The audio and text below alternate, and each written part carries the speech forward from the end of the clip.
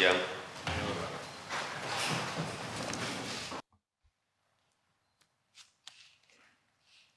Bismillahirrahmanirrahim. Assalamualaikum warahmatullahi wabarakatuh. Selamat sore, salam sejahtera bagi kita semuanya. Bapak Ibu sekalian yang saya hormati, siang hari ini kita akan bahas secara lebih detail mengenai persiapan pemilihan umum dan juga pilkada serentak yang akan dilaksanakan tahun 2024. Yang pertama, saya minta disampaikan kepada masyarakat bahwa seluruh tahapan dan jadwal pelaksanaan pemilu dan pilkada serentak itu sudah ditetapkan.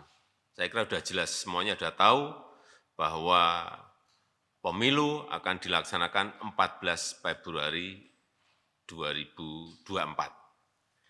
Ini perlu dijelaskan, jangan sampai nanti muncul spekulasi-spekulasi yang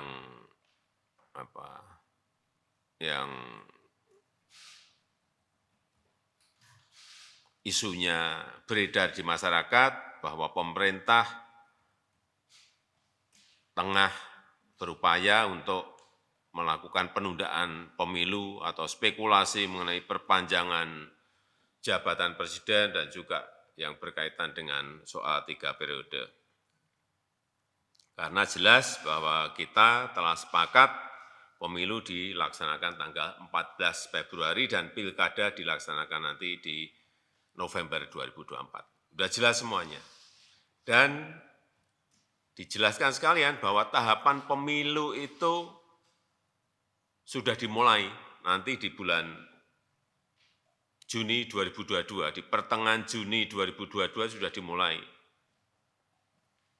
Karena memang ketentuan undang-undangnya 20 bulan sebelum pemungutan suara. Yang kedua, 12 April nanti KPU dan Bawaslu periode 2022-2027 akan kita lantik dan segera mempersiapkan pemilu dan pilkada serentak di 2024. Oleh sebab itu, kita nanti perlu berbicara dengan KPU dan Bawaslu mengenai persiapan-persiapan ini agar persiapan pemilu dan pilkada yang ini kita belum pernah punya pengalaman serentak itu betul-betul bisa kita persiapkan dengan matang. Dan yang ketiga, ini agar segera dikejar juga penyelesaian payung hukum regulasi yang dibutuhkan untuk pemilu dan pilkada serentak 2024. Ini agar saya minta Pak Menko Polhukam komunikasi yang intens dengan DPR RI dan juga KPU sehingga perencanaan programnya ini bisa didetailkan lebih detail lagi dan sehingga regulasi yang ada yang disusun ini tidak multitafsir dan nanti bisa menimbulkan perselisihan di lapangan. Yang keempat, yang ini juga segera harus diputuskan mengenai alokasi dana, baik dari APBN maupun APBD dalam rangka persiapan pemilu dan pilkada serentak 2024. Kemarin sudah disampaikan ke saya bahwa diperkirakan anggarannya sebesar 110,4 triliun. KPU dan Bawaslu. KPU-nya 76,6 triliun rupiah dan Bawaslu-nya 33,8 triliun rupiah. Ini saya minta didetailkan lagi, dihitung lagi, dikalkulasi lagi dengan baik dalam APBN maupun dalam APBD dan dipersiapkan secara bertahap. Yang kelima, kita juga harus menyiapkan pejabat gubernur, pejabat bupati, pejabat wali kota yang berakhir masa jabatannya di 2022 ini. Ada 101 daerah disiapkan, jadi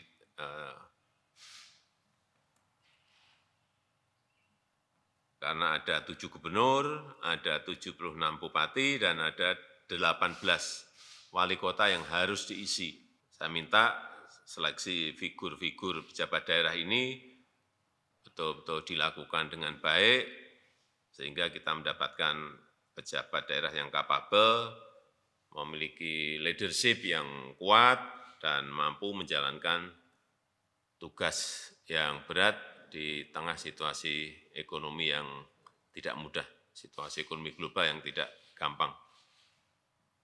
Agar nantinya penyiapan pemilu dan pilkada serentak tahun 2022 ini bisa berjalan dengan baik.